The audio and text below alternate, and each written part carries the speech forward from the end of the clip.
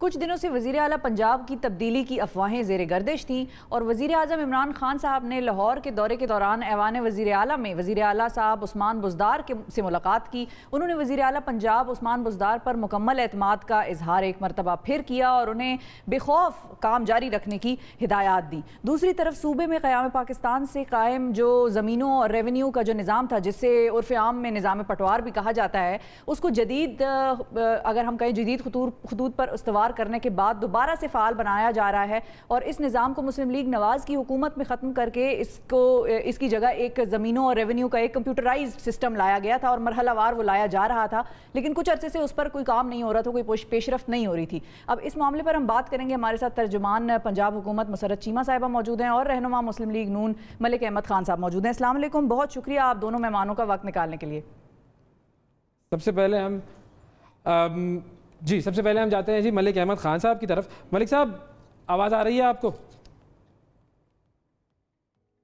ملک احمد خان صاحب آپ کو آواز بالکل آپ کی آواز آ رہی ہے جناب. ملک صاحب، اب سب سے پہلے تو یہ بتائیے کہ پنجاب میں جو مسلم لیگ متحدہ بنانے کی خبریں تھیں کہ تحریک انصاف کے مقابلے پہ ایک تمام مسلم لیگز کو ملا کر ایک نئی مسلم لیگ متحدہ بنائی جا رہی ہے اور چودھری برادران کو بھی ساتھ ملانے کی بات ہو رہی ہے، وزیر اعلیٰ کی تبدیلی کی بھی خبریں تھیں، لیکن لگتا یہ ہے کہ وزیر اعلیٰ جو ہیں عثمان بزدار صاحب، ان کا تو بالکل برج مضبوط ہے، ان کو عمران خان صاحب کی بالکل حمایت حاصل ہے. تو کیا مسلم لیگ نون پنجاب میں کچھ ایسا ہے معاملہ کہ وہ چاہتے ہیں کہ وزیر اعلیٰ صاحب تبدیل ہو جائیں؟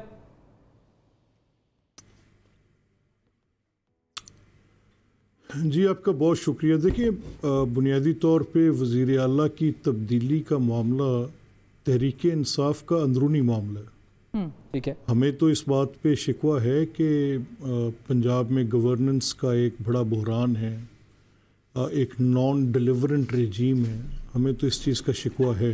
ہم تو بطور اپوزیشن اپنا رول جب پلے کرتے ہیں تو ہم ان کمزوریوں کی نشاندہی بھی کرتے ہیں جہاں پر ہم سمجھتے ہیں کہ ایک وائبرنٹ لیڈر جو کہ چیف منسٹر کے طور پہ اپنے آئینی حقوق سے واقف ہو، جو وفاق کو صوبے کے حقوق کو یرغمال نہ کرنے دے، جو پنجاب کو پنجاب سے ہی چلائے رادر کہ وہ مرکز سے چلے، وہ کانسٹیٹیوشن کی اسکیم کو فیل نہ ہونے دے، وہ مختص کیے گئے فنڈز کو ان کا مصرف پراپر طریقے سے کر سکے، وہ فنڈز کو واپس نہ کریں، ان کے اندر کیپیسٹی ہو. ہم تو تینوں چاروں اکاؤنٹس پہ پولیٹیکل، فائنینشیل، سوشل ایک سپیکنگ چیف منسٹر ہم چاہتے ہیں کہ ایک ایسا چیف منسٹر ہو جو مشکل کی گھڑی میں اپنے لوگوں سے کنیکٹ کر سکے، ان سے بات کر سکیں، جو ان کے دکھ درد کا درما کرنے کے لیے ان کو کوئی تجویز دیں، کوئی حل دیں، بتائیں کہ میں کیا کر رہا ہوں.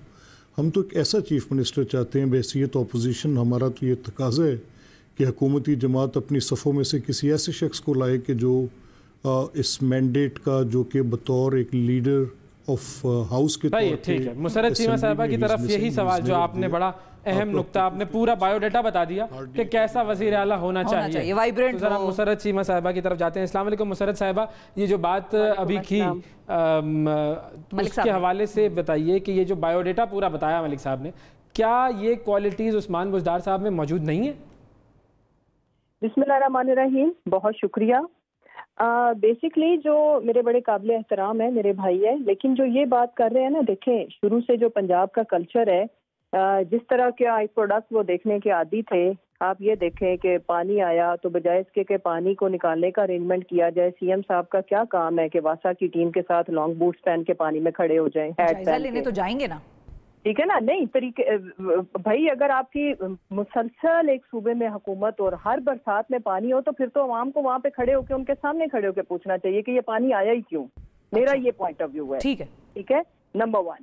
نمبر 2، اس صوبے کے ساتھ یہ ہوا کہ اس صوبے کو سٹانٹس کی بیس پہ چلایا گیا. کوئی ایک لانگ ٹرم پالیسی یہ بتا دیں کہ جو اس سی ایم کی وجہ سے پنجاب کو اور ہماری آنے والی نسلوں کو فائدہ ہوگا انسٹیڈ آف سم پولیٹیکل سٹانٹس. میں آپ کو بتاتی ہوں. مثلا دیکھیں، انہوں نے پنجاب کو فیلڈ منصوبوں کی ایک ایسی لمبی train the, series of field منصوبے جو کہ مثلاً کون سے پریکٹیکل نہیں تھے. مثلا ان کا جو تھا میں دونوں اورنج ٹرین، میٹرو بس، اس کے ساتھ اگلا سنیں جی یہ تنور ایک روٹی والا ایک انہوں نے ایک سلسلہ شروع کیا تھا. وہ کدھر ہے؟ مکینیکل تندور، سستی روٹی.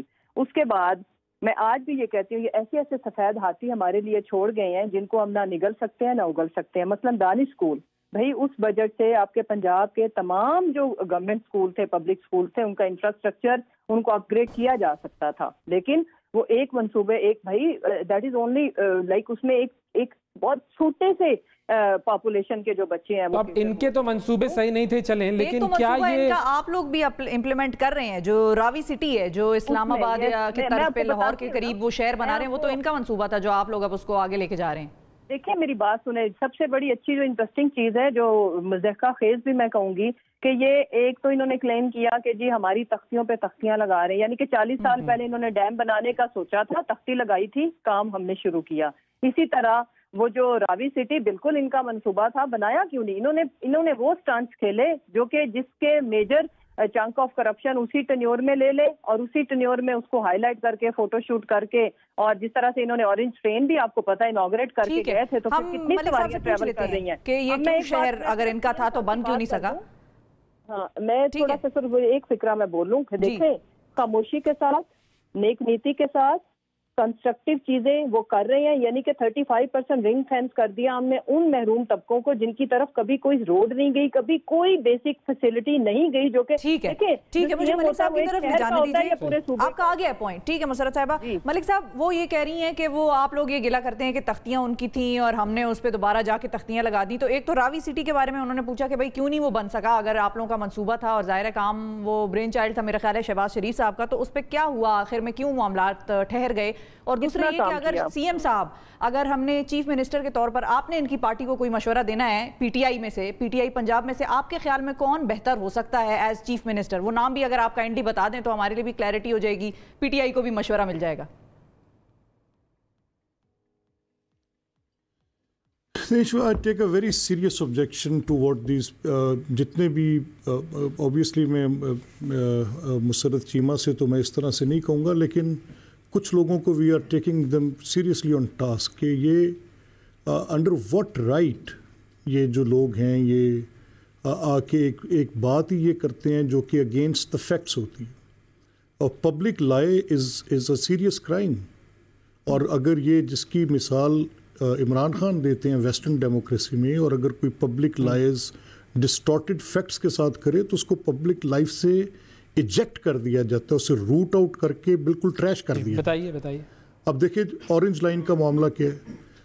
دے آل نو کہ Orange Line it's a project based loan, project based with a 7 years grace period of return. Lahore کے انڈیجینیس وسائل میں ان کو رپورٹ دی، اسمبلی میں دی ہم نے، اور ان کو بتایا کہ جتنی آپ کی ill conceived مس کنسیوڈ اور ایک پولیٹیکل پروپوگیشن کے لیے تیار کی گئی نریٹو تھی، اس کا اس سے کوئی تعلق نہیں ہے. وہ پیسے نہ آپ صحت پہ لگا سکتے تھے، بالکل وقت جو ہے وہ ختم ہو گیا ہے. میں صرف چاہوں گا کہ اگر آپ صرف یہ بتا دیں کہ راوی سٹی آپ لوگوں کا منصوبہ تھا تو وہ بنا کیوں نہیں؟ اچھا یہ جب بنائیں گے نا تو یہ اس کی اے سے بی تک نہیں جا سکیں گے. یہ اسی طرح کی بات ہے کہ اگر جیسے ہم نے لینڈ ایکوائر کر دی، نہیں سن رہے نا بات، اصل بات یہ الگ نہیں ہے، بیسک بات ہے. دیکھیں نا جیسے بھاشا ڈیم پر بھی مسرت کہہ رہی تھیں، تو بھاشا ڈیم پہ لینڈ کی ایکوزیشن کا ایک پروسیس ہے، اور اس کے بعد اس کی ایک سٹیجز، اس کی 4 سٹیجز ہیں. پہلی سٹیج پہ اس کے پروجیکٹ کی کنسیو تھی، وہ یہ کوئی 1-2 دن کا کام تو نہیں ہوتا. یہ ڈسٹورٹڈ فیکٹس دیتے ہیں، یہ دنیا کے کسی، یہ ان کو پارلیمنٹری کمیٹیز کے سامنے جواب دے کر کر دیا جائے تو آپ یقین جانیں ساری کہ کون سے فیکٹس ڈسٹورٹڈ ہیں اور کون سی چیزیں بن رہی تھیں، کب بن رہی تھی. وقت بہت کم ہے، ہم آپ دونوں کا بہت شکریہ ادا کریں گے.